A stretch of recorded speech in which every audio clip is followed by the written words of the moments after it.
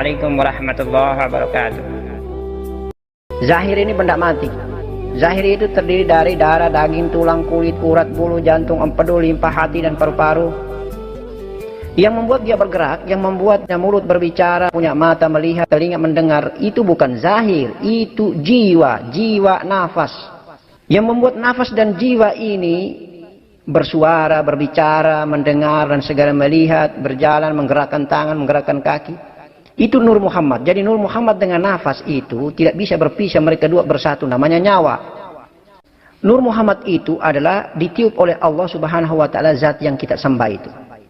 Meniupkan Nur Muhammad ke dalam tubuh kasar, kemudian diciptakanlah jiwa atau nafas, bergabunglah Nur Muhammad ini dengan nafas namanya nyawa, maka menggerakkan batang tubuh ini sehingga berlakulah kehidupan di atas muka bumi. Nah, sekarang yang berlaku di atas muka bumi ini sebenarnya adalah jiwa, napas. Napas ini yang membuat masuknya makanan ke dalam mulut. Napas dan jiwa ini yang mempertanggungjawabkan amal perbuatannya selama dia berada di dalam raga. Kalau sepanjang napas dan jiwa ini tidak pernah tenggelam di dalam Nur Muhammad, tidak pernah bercampur dengan Nur Muhammad, atau tidak pernah dipeluk oleh cahaya Muhammad, maka dia akan ditanya oleh malaikat mungkar nangkir.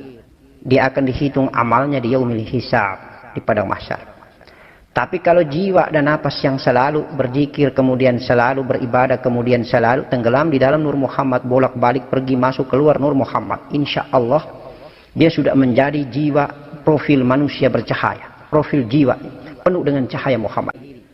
Batang tubuh ini hanya diremoti saja, digerakkan saja, ini benda mati.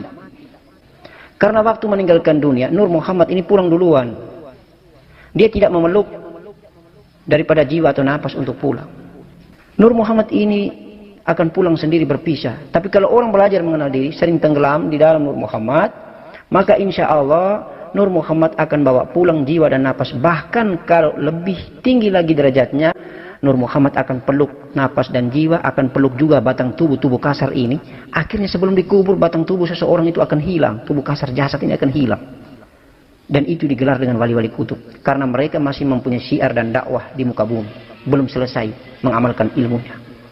Tapi kalau tidak, mereka tidak melanjutkan syiar dakwahnya, insya Allah jiwa dan napasnya saja yang dipeluk oleh Nur Muhammad, maka ketika meninggalkan dunia hanya cahaya yang dilihat. Karena derajat sholat itu bukan lagi derajat menyembah dan bersujud, tapi derajat sholat adalah pertemuan, peleburan, fana, tenggelamnya kita, saking tingginya kadar cinta kita dengan Allah, kadar patuh dan taat kita dengan Allah, akhirnya kita dekat, akhirnya kita menjadi tiada, kita lebur, kita fana, kita larut seperti gula, saking dekat sekali dengan air, akhirnya larut di dalam air. Sehingga gula itu dengan air tidak lagi berjarak. Dalam surat kita adalah musyahadah, pertemuan, pertautan cinta, penyatuan cinta. Peleburan gula di dalam air, fananya gula di dalam air, yang ada hanya manisnya yang kita dapatkan. Tidak ada lagi berjarak. Yang berjarak itulah yang dihisap amal sholatnya.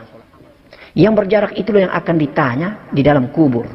Wama imamuka, wama nabiyuka, wama rabbuka.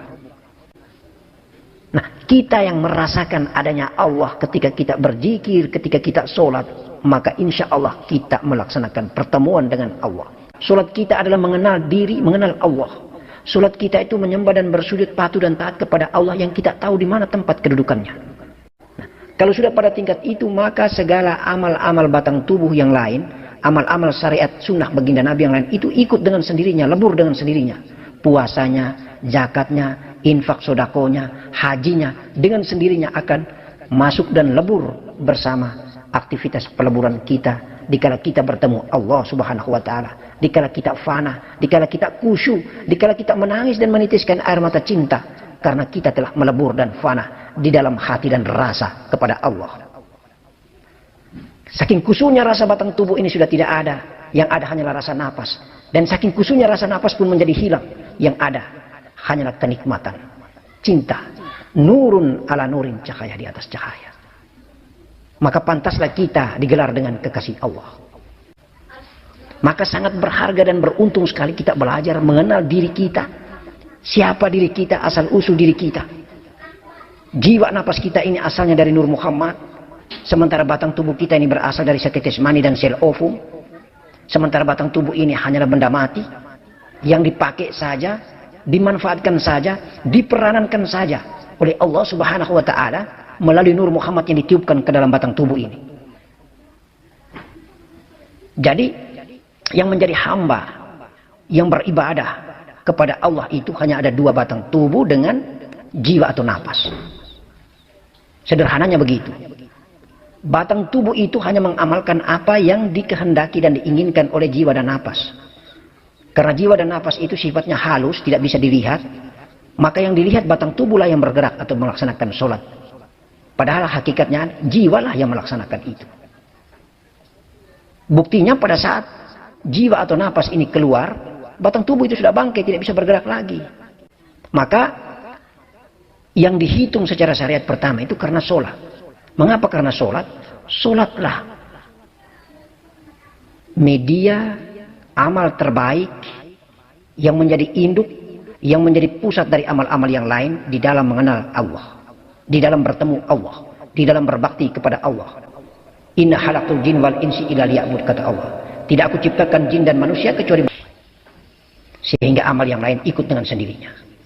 Tetapi karena dia belum belajar mengenal diri, mau berinfak dan sedekah masih kalkulasi dan pikir-pikir di otaknya. Mau berpuasa masih pikir-pikir dengan lambungnya. Masih berpikir-pikir dengan penyakit di perutnya. Mau pergi naik haji masih pikir-pikir juga, masih kalkulasi banyak.